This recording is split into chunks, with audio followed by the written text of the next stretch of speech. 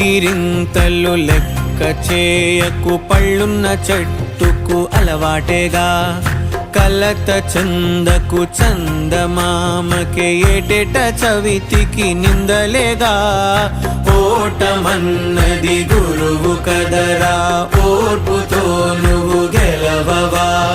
రేపుకే దిక్సూచి నిన్న రెక్కలే చుక్కానిరా. నీరు నేల ఆకాశం నీపై చూపెను పాశం. దారే తప్పిన పాదాలు గాడిన పడితే సంతోషం. తరతరాల చెమట చుక్కలు లాల పోసెను భూమికే. బాధ్యతగా కొనసాగినాదో నైవేద్యమేగా స్వామికే.